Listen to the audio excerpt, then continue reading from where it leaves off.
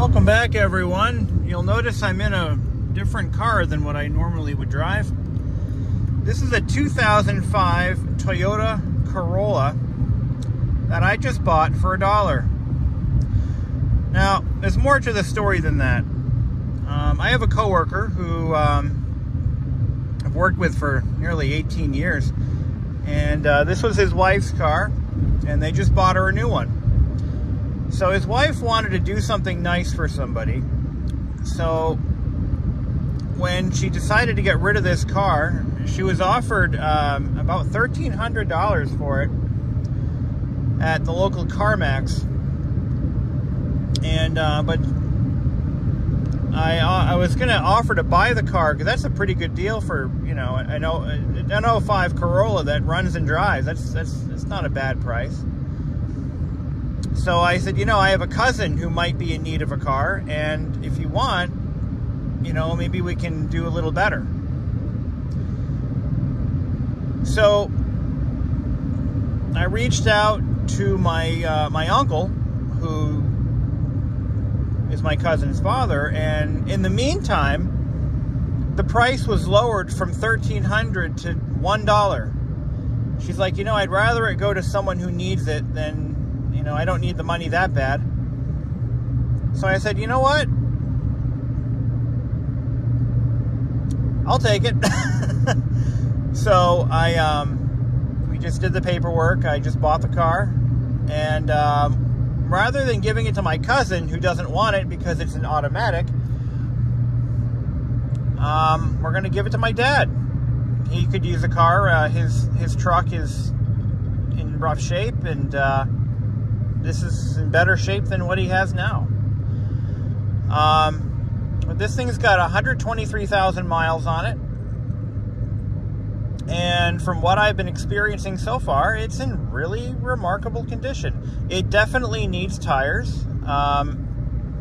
It's got right now we're on a donut on the front left, and I don't have time to swap out one of the full-sized wheels right now. We'll do it later. Brakes feel okay. It's got plenty of, the brake pedal's nice and firm. The AC doesn't work, so I'm right now driving without any AC at all.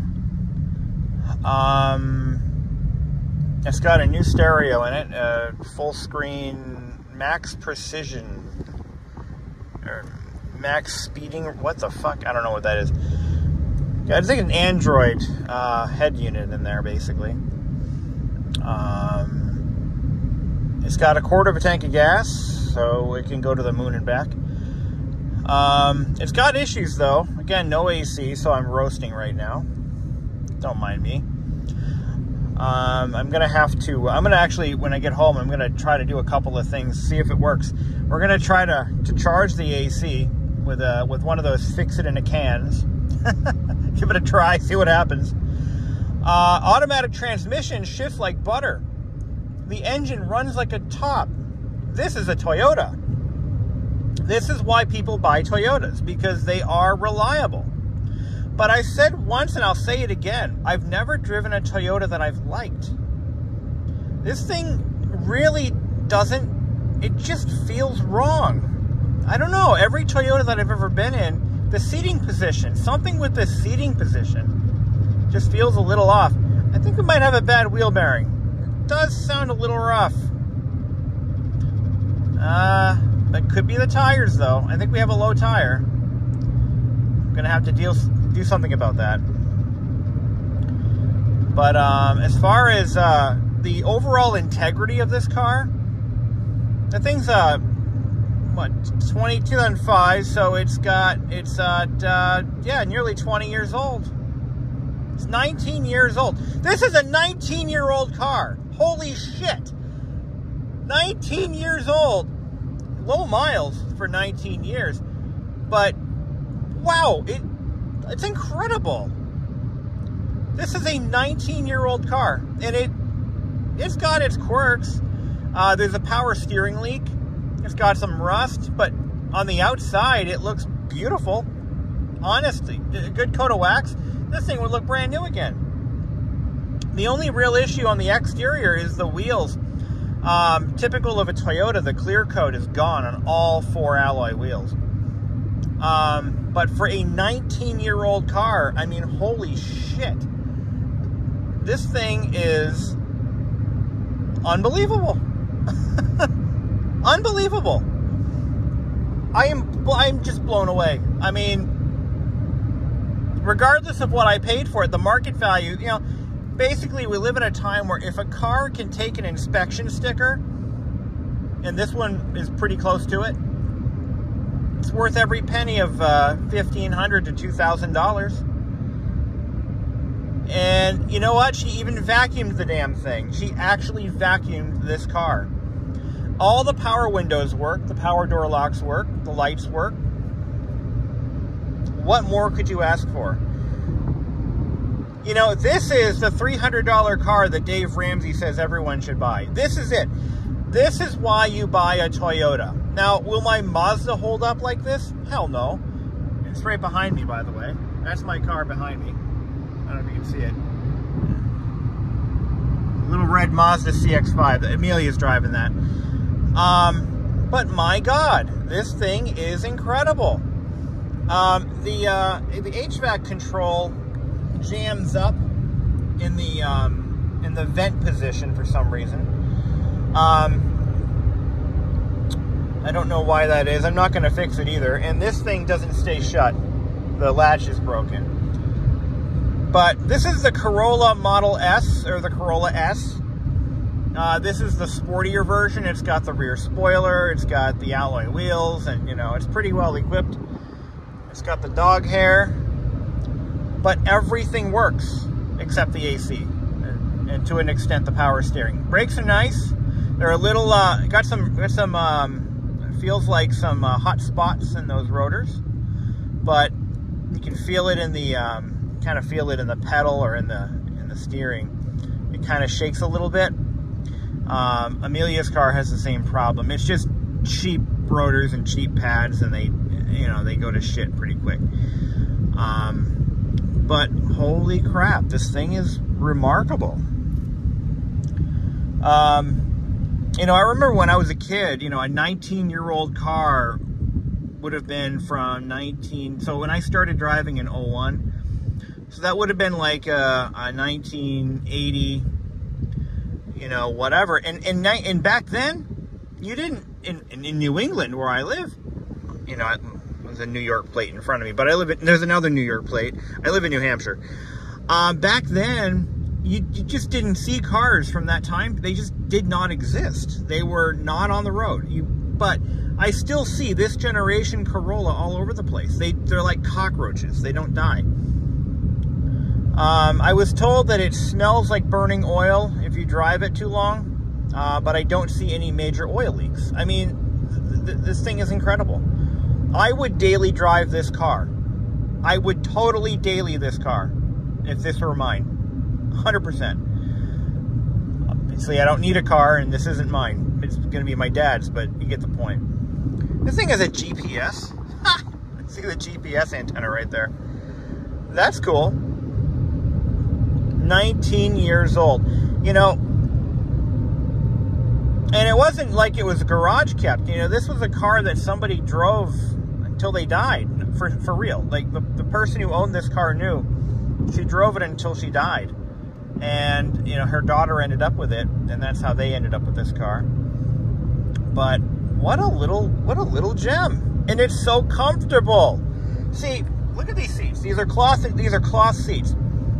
Modern day interiors are not comfortable. They're just not. Cloth seats have become uncool for some reason, and every car today has to have leather, and it's really a shame. Because what you've lost, I mean, these are so comfortable. I mean, I could sleep in these seats. They're so comfortable.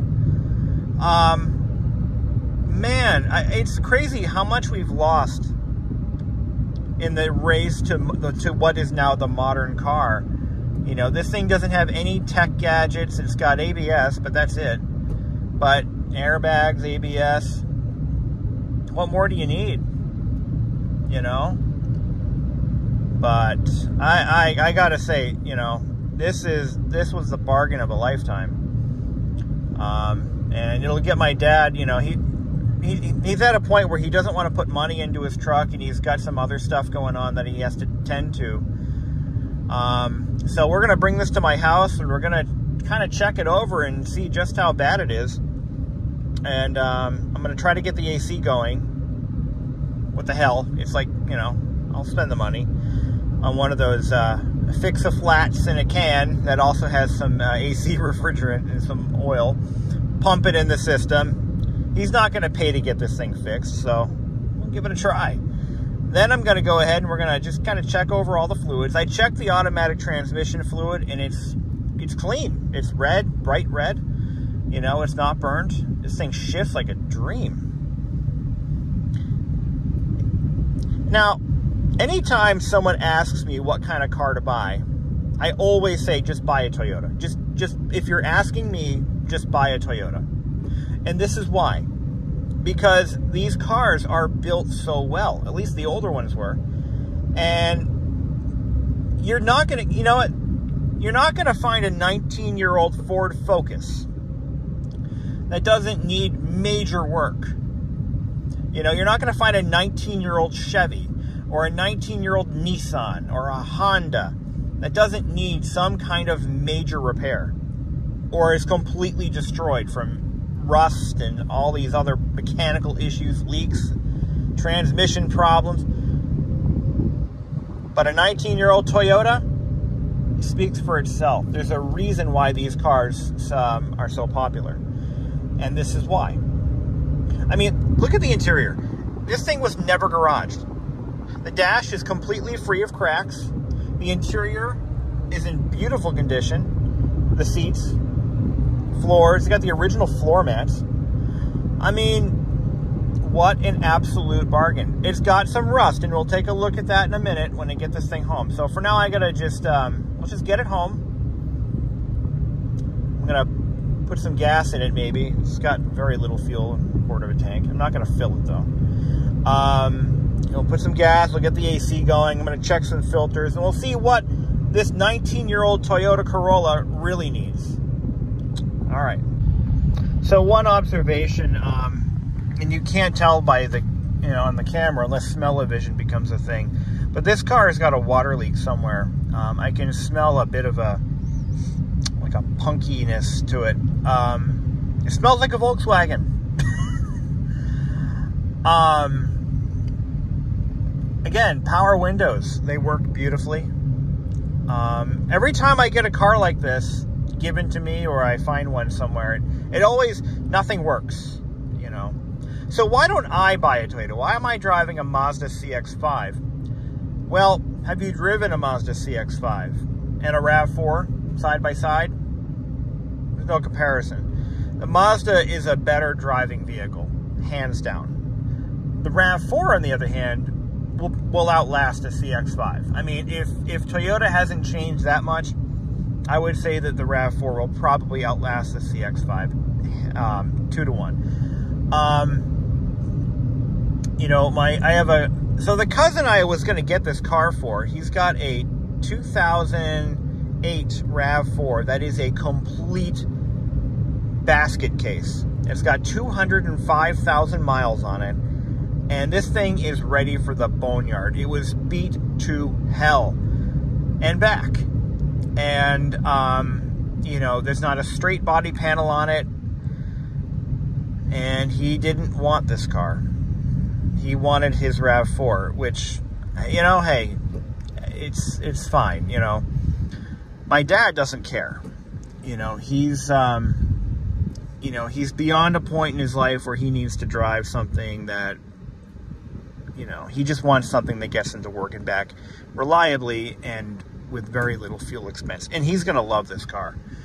I just know my father. He's very nitpicky when it comes to mechanical things. And this thing is just so nice. I'm mind blown. I don't really trash talk Toyota. I just don't like their cars. I would own one. I would buy one, you know. In fact, I actually almost bought one. You know, when I was buying the CX-5, I wonder who Amelia's talking to. I can see her mouth moving. When I was shopping for a small SUV, I was looking at the RAV4 first, and the Toyota dealer in my area just gave me a very bad taste. I'm like, you know what? I'm not buying a car from you. Not going to happen. Went over to the Mazda dealer, and I was treated like royalty. In fact, the owner of the dealer knew who I was before I set foot in the door. Apparently, he knows Amelia. He was, I guess, a friend of her father's, and they're friends on Facebook. And I didn't even realize this. So I walk in the dealer, and they're like, "Hi, Brandon." I'm like, "How the fuck do you know my name?" Turns out, she's friends on Facebook with the owner. So that, okay, maybe that's why I got such a great deal on the car. I don't know. But I can't say enough about how well they treat their customers, from my experience.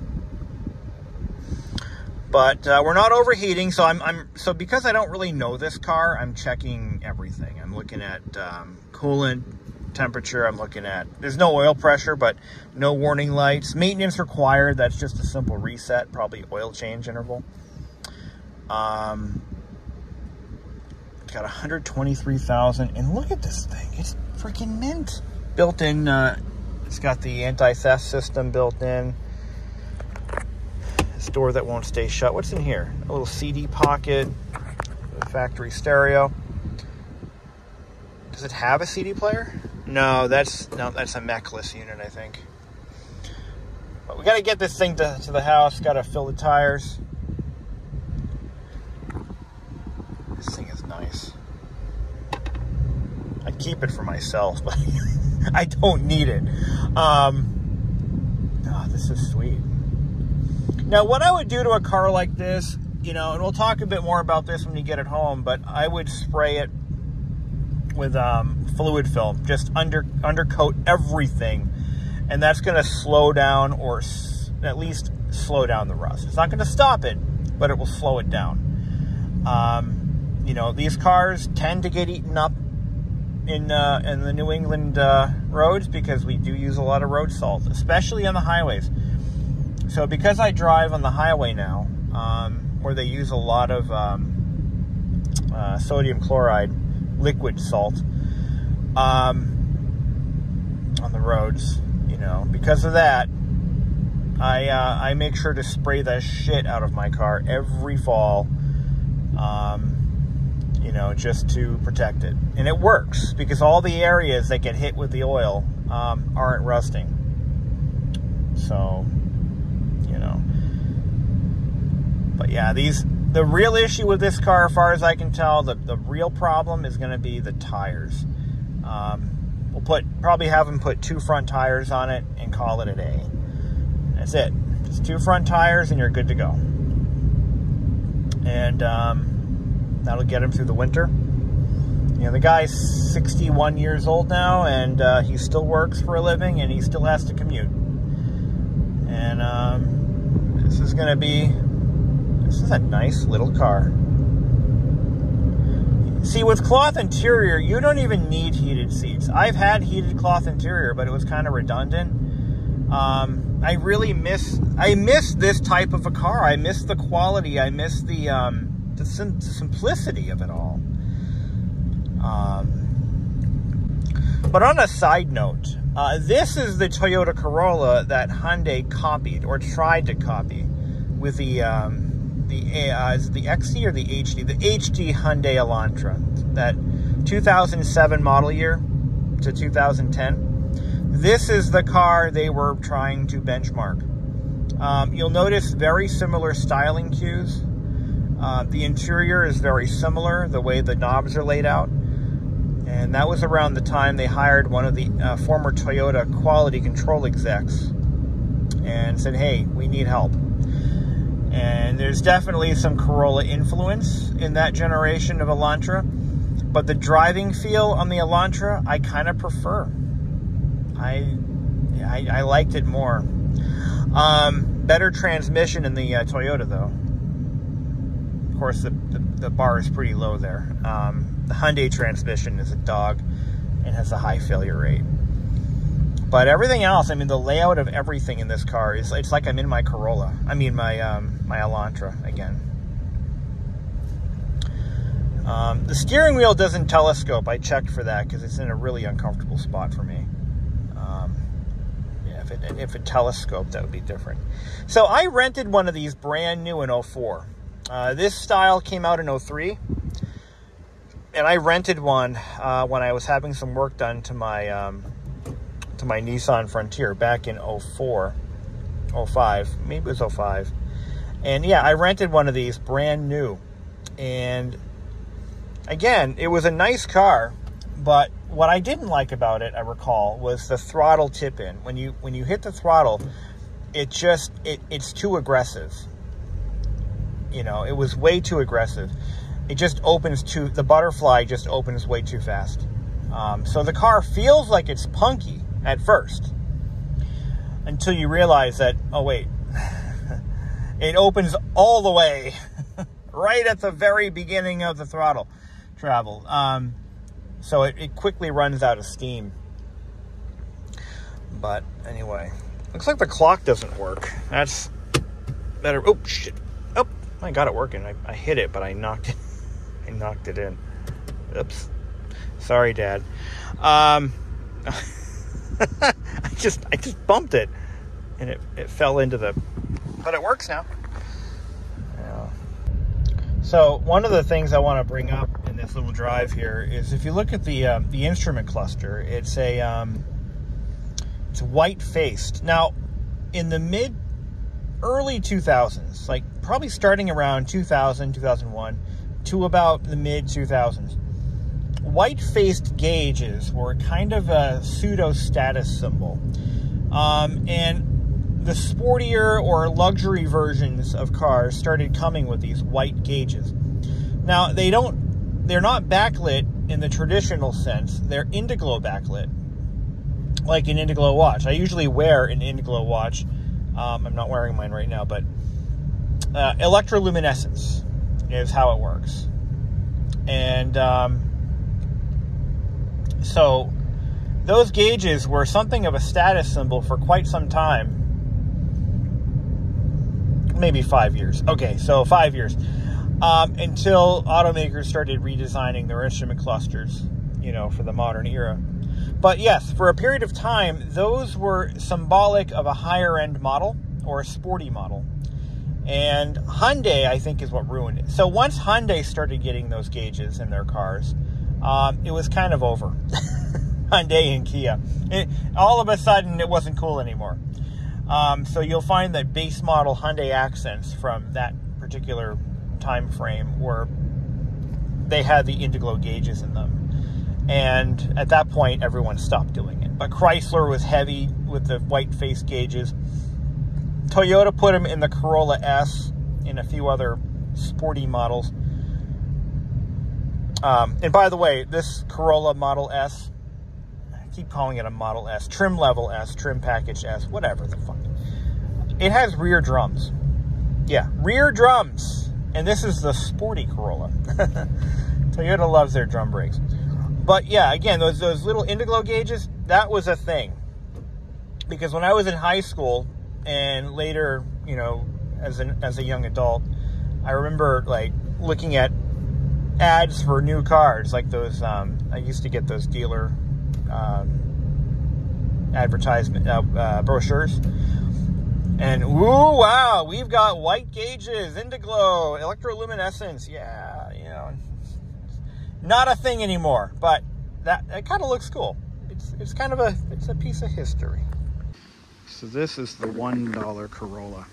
It's got a donut, but look at the paint. It's got a few scuffs. Needs some cleaning up. No dents. No dents. No dents. No nothing. No visible rust for the wheel wells. Solid. This brake caliper is it's freezing up, so it's going to need a front caliper. I would do both. Just do the front calipers on it. You can actually buy loaded calipers with pads and everything. And it's just a quick, easy fix. Just bleed the lines, replace the calipers, just get it done. This thing is absolutely beautiful. No sunroof. It's the only thing it doesn't have.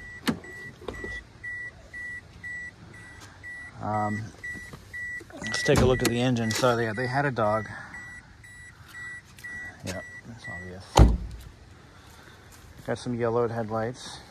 We'll polish those out. This is the hood's got all the scratches. Engine is typical Toyota. Reliable as nails.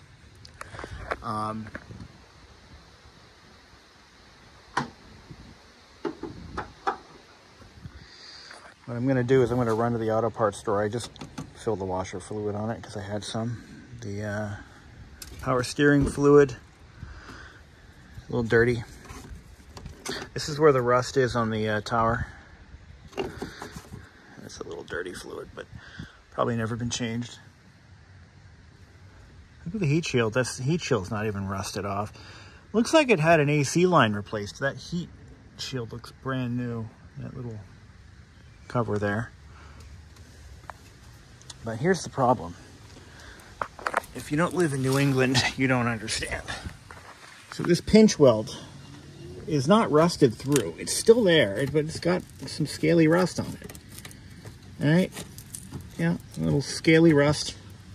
It's not going to fail inspection for that, but it is a problem.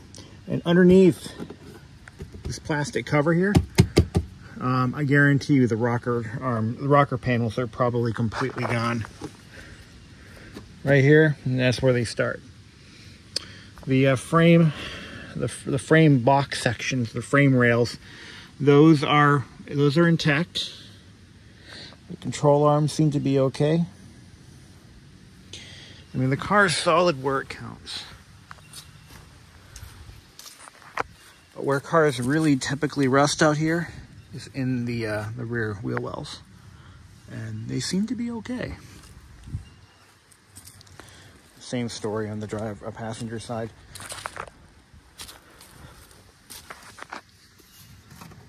Yeah, that right there. That's probably the worst of it. That's an exhaust mount right there. Or no, wait, what is that? Yeah, that's not structural. But this is, ooh.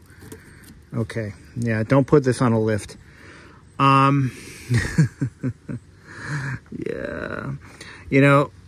Yeah, this right here, that's gonna need to be patched up.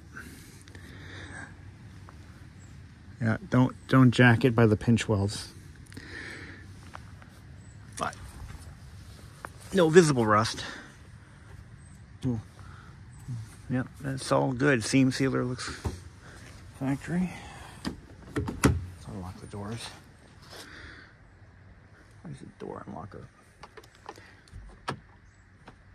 Is this thing a power door locks?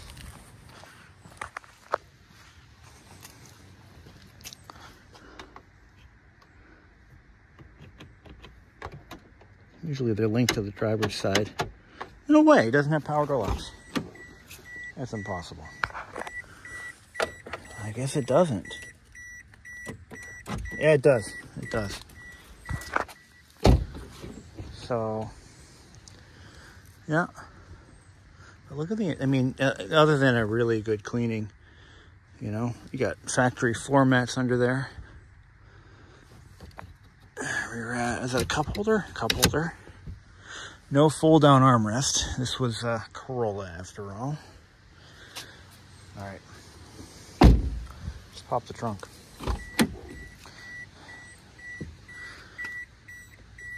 Where's the trunk popper? Ah.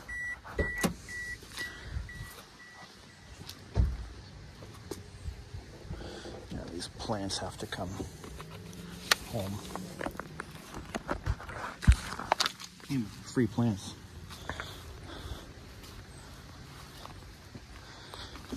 There we go.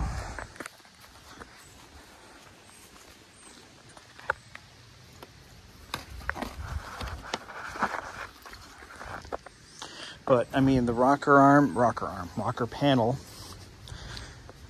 could be patched if he wants. I mean, yeah, that's the only part I think where it's kind of rough. But look at the trunk. I mean, it's pretty clean. It's not bad. I got the spare tire and jack kit. That's the wheel. It's got a flat tire. Yeah, there's a whole tear on the side.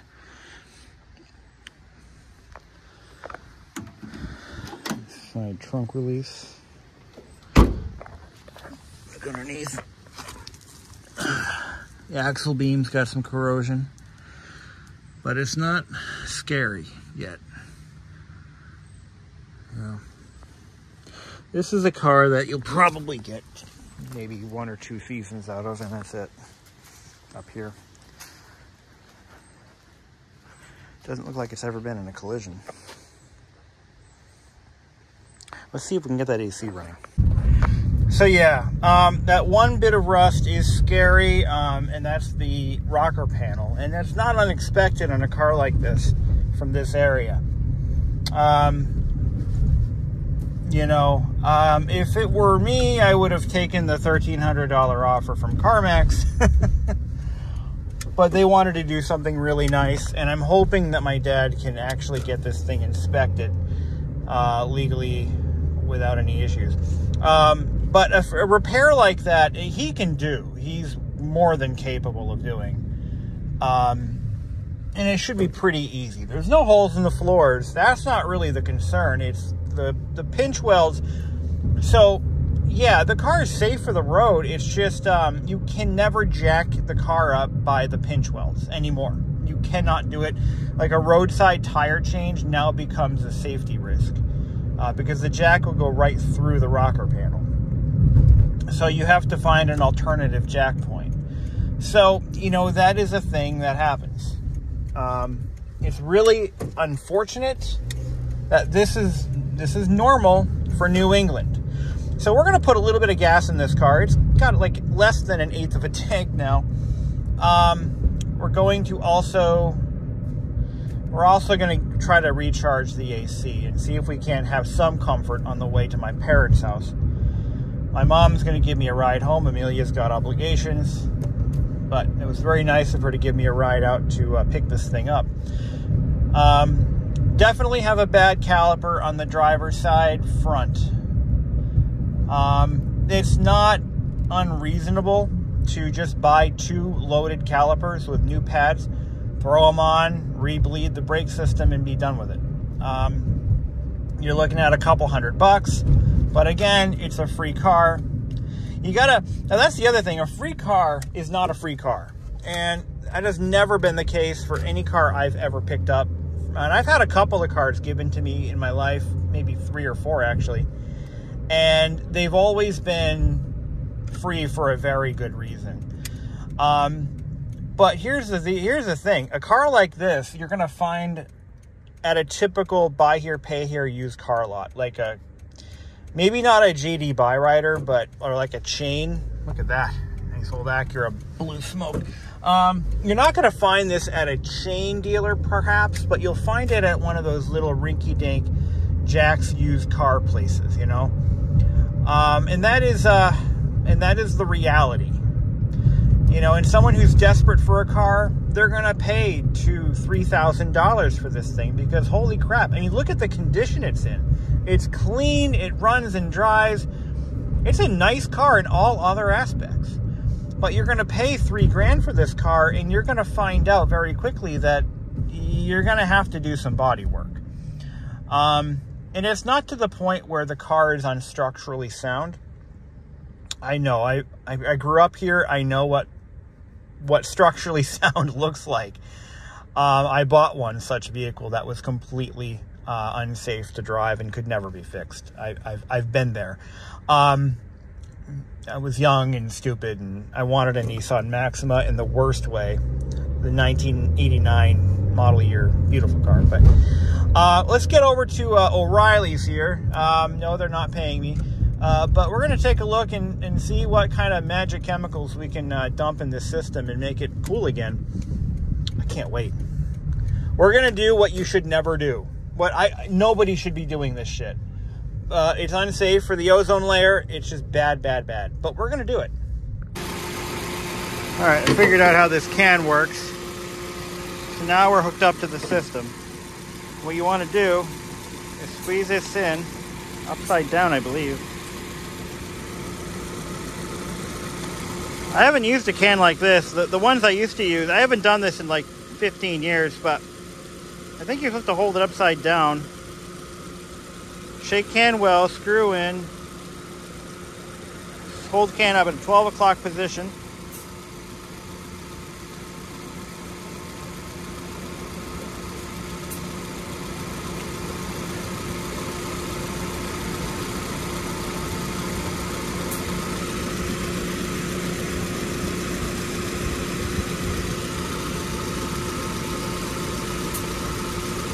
So red, see instructions. Confirm compressor clutch is engaged. Ensure car is running. Okay.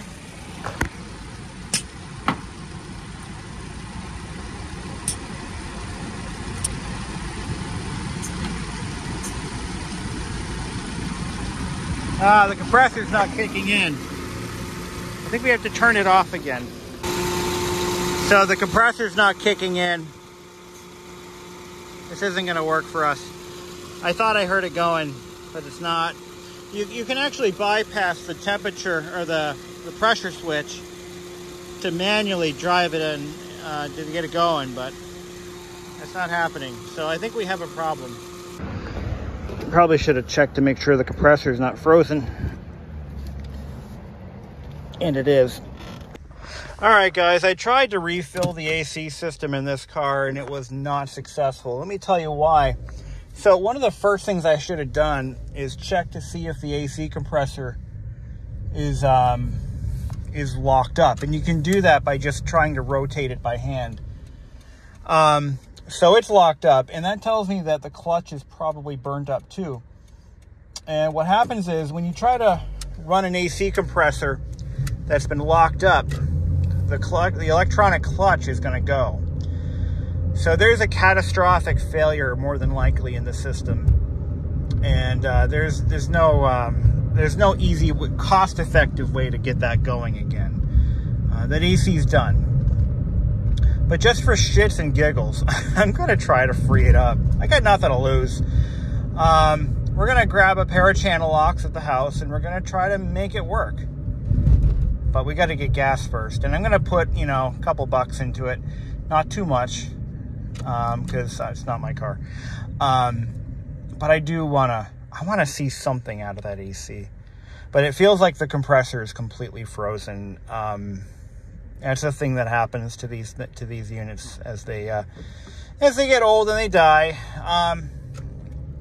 You can replace the AC compressor, or he can. I don't think he will, but he can if he wants to. But it looks like the clutch is probably trash. If what I think has happened has happened. So let's get this thing, put some gas in it. We'll bring it back to the house. We'll put air in the tires and get on going. 20 bucks brought us from less than an eighth of a tank, like we were on E, to nearly 3/4 of a tank. Now, damn, that's like 5 gallons. That's crazy. That's just crazy. I would have not expected that. I figured we'd get to half a tank if we're lucky, but nope. You gotta love your Corolla. And this thing gets about 30-ish miles per gallon, so, I mean, what's not to love, right? But yeah, I gotta get air in these tires, and I don't want to pay for it, so I'm gonna just run it back to the house. We'll get to the air compressor, get that fired up. I think we've got low tire pressure in all 4 corners, so we're gonna deal with that now. But that's not going to hide the fact that we have a hung up brake caliper on the driver's side front. There we go. Let's get around this guy.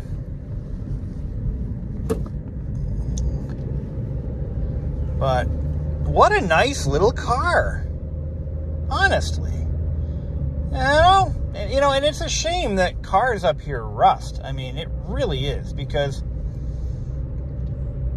it's just a shame, because a lot of very good cars just get scrapped because rust issues.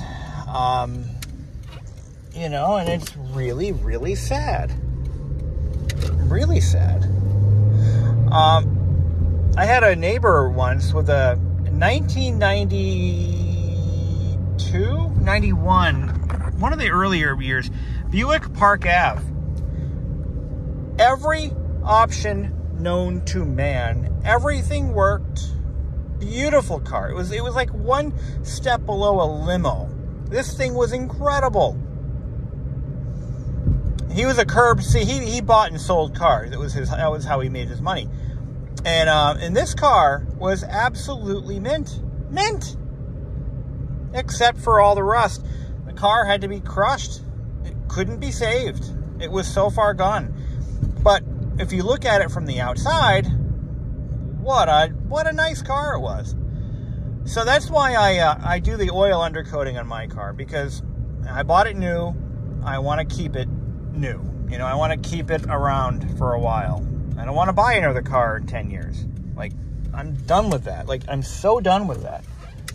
But this thing right here, if somebody had the foresight to oil it,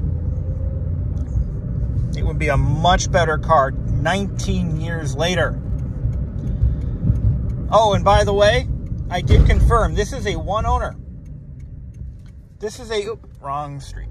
I always miss that street. It's the next one. It's a one owner car, and every single piece, every single oil change, every tire rotation, every time they put air in the tires, every single thing is documented. She has every receipt in the glove box. I love cars like that. I really do. It means somebody actually cared. Somebody cared about this car. They wanted it to last. They wanted to take care of it. And hey, I think it worked. I think it succeeded. I just want to see. My own curiosity is killing me. Can we get that AC compressor to run? I know we can't. I know what the answer is. I know it's junk. I just want to see what happens. I got nothing to lose. We also need to get air. Oh my God. Yeah, I'm rolling on 4 flat tires right now. But look at that. Almost filled the tank. Almost filled the tank for 20 bucks. I wonder if there's any old lawnmower gas I need to get rid of. No. Yeah, I gotta start thinking about dumping my gas out and replenishing it, because I bought it back in the spring and I haven't really burned all that much. Turns out that new Honda mower is absolutely incredibly efficient. Well, I think it's dead. So I freed it up, and now I can get the center part of the clutch rotating, but nah.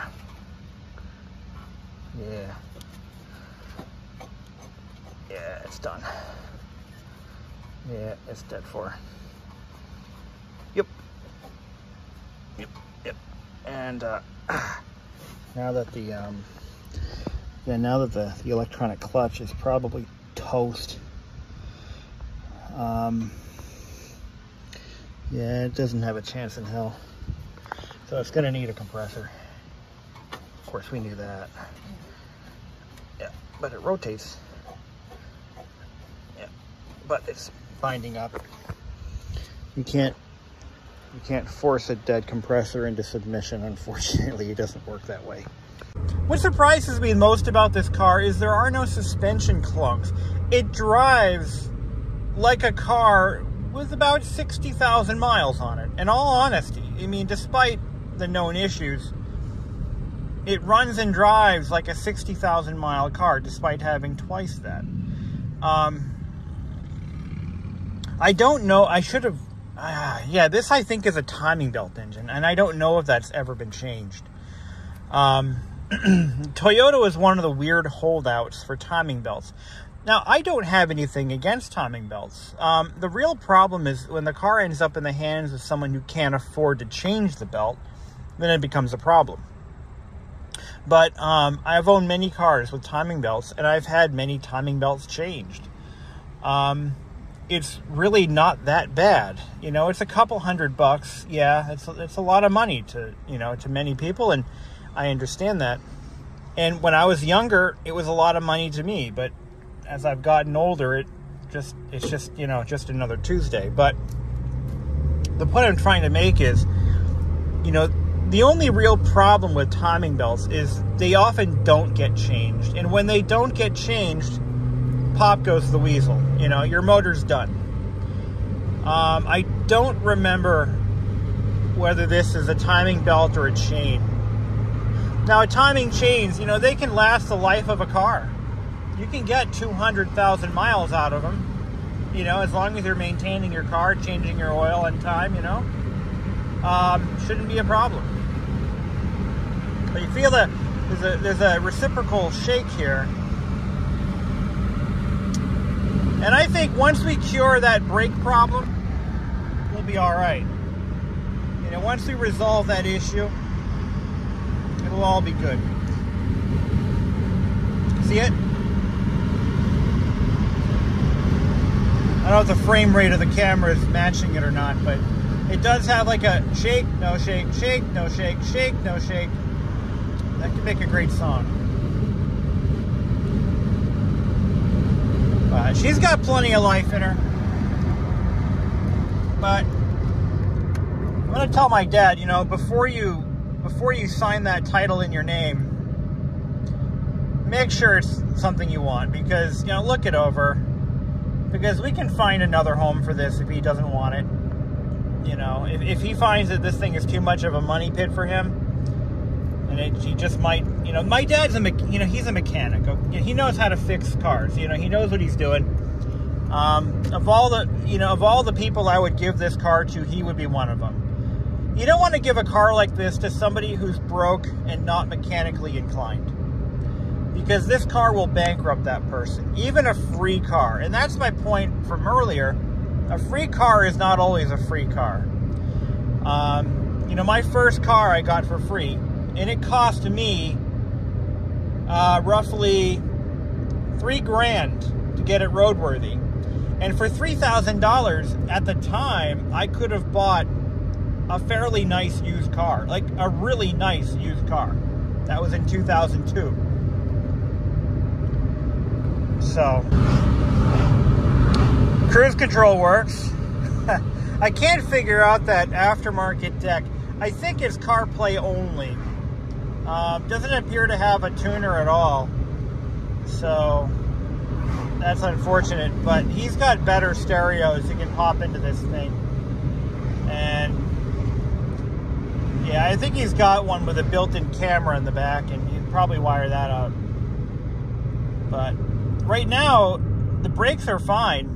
There's, you know, the caliper seems to hang up intermittently. Because right now it's stopping totally fine. What was I going to say? But yeah, I mean, a car like this, you give it to somebody without means, they'll probably get a few months out of it before something lets loose. Like that, well, something major, you know. Because it really does need some servicing. I mean, it could benefit from some fluid changes, coolant, brake fluid. It's going to need brake work. It's going to need body work. You know, so when I was a kid, I knew how to do all that stuff. So I could buy a car like this, and I'd get some good use out of it. But the average Joe or Jane may not have so much luck. You know, this thing just might squeak past a state inspection, maybe, before body work needs to be done. It'll definitely fail on the tires and the brakes. That's a guarantee. You know, but for what it is, it's a hell of a car. I'm actually starting to like this thing. I actually don't want to give it to my dad. As selfish as that sounds, this thing is a pleasure to drive. Never met a Toyota that I've liked, but I respect this one. You know, I respect this car for what it's gone through, and the fact that it's still got plenty of life in it. My God, it's just didn't expect that. You know, when the car was offered to me, I was expecting, you know, I don't know, I was not expecting this. 19-year-old car, New England car, Rust Belt. I didn't expect this. This thing is too nice. Man, times have changed, man.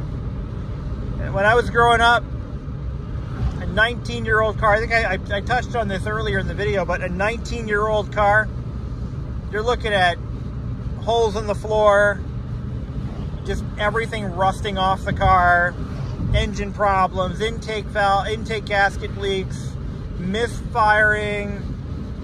You know what I mean? This beats my expectations tenfold. This is why people buy Toyotas. I get it now. But I'll still stick with Mazda because I just, you know what? People don't always buy cars for the same reason. You know, if everyone was buying cars that were reliable and sensible, we'd all be driving Hondas and Toyotas and Mazdas and maybe a couple Nissans. But all Japanese cars. And nobody would be buying Chevrolets and Fords and Chryslers, Fiats. Nobody would buy those. If only the only thing people cared about was reliability, longevity, it'd be a different landscape right now. You know, Cadillacs.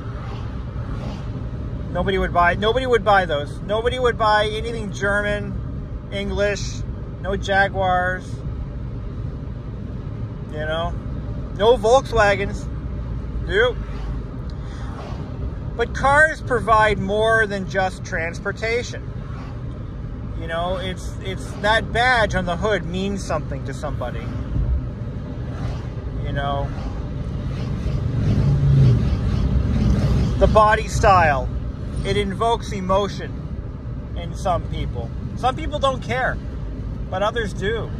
You know, the body style, the trim, the interior, the features, the price point. You know, that's what really sells cars.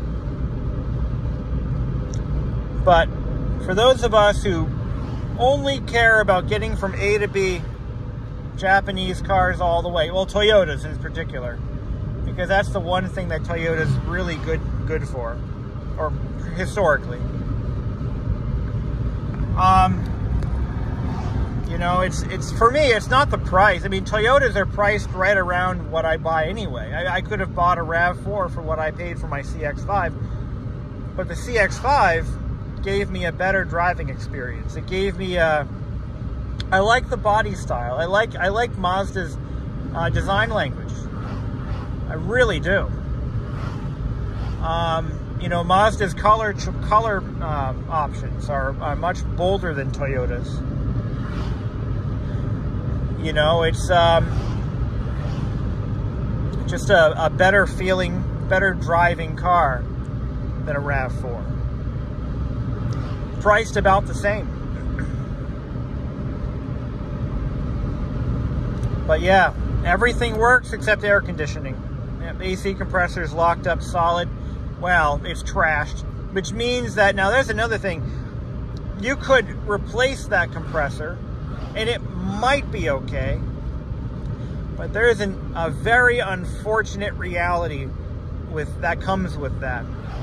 So when a compressor fails catastrophically, it doesn't do it all at once. When a compressor is starting to fail, it's breaking down and it's sending metal into the refrigerant along with the oil that's recirculating through. It's sending metal fragments into your condenser, your evaporator, your receiver dryer, your hoses. If you replace that AC compressor without doing anything else, It's not going to last. Maybe for a couple of months, maybe. But that metal's going to come back around, and it's going to trash the new compressor. When your compressor fails to that point where it's like rough to turn or completely frozen, unfortunately, the only real fix is to replace the evaporator, the condenser, the receiver dryer, and flush out the hoses, or replace those too. Because there's still metal in there, unless you can prove there isn't. If you take it apart and everything looks pristine inside, which is not realistic, but if that were the case,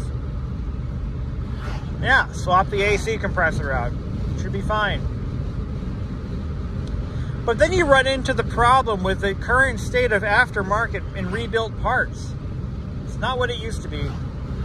Aftermarket alternators, water pumps, compressors, cylinder heads, or rebuilt cylinder. I mean, those parts are no longer built to the standards they once were.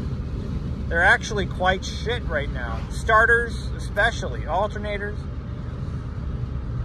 You know, a lot of the aftermarket parts that were once the bread and butter of the used car owner, that was just part of life. The car's got 100,000 miles on it.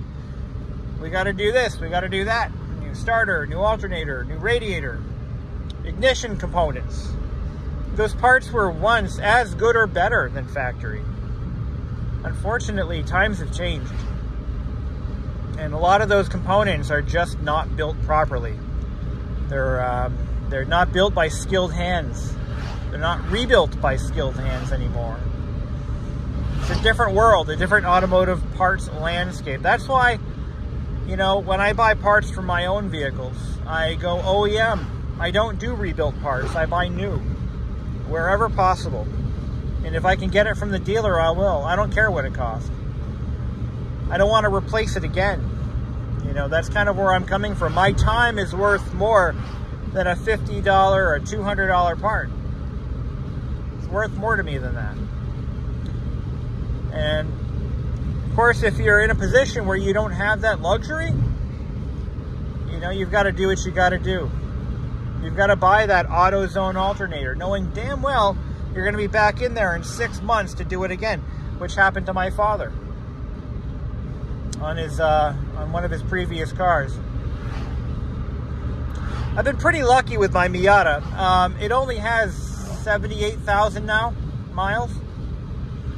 Original alternator and starter, original AC compressor, and everything works. Everything works. I haven't had to deal with the rigmarole of the auto parts store components or Amazon parts, God forbid eBay. And the parts I have replaced were OEM, straight from Mazda. Got pretty lucky with that car, but that's not always an option. So I think that's going to conclude our video.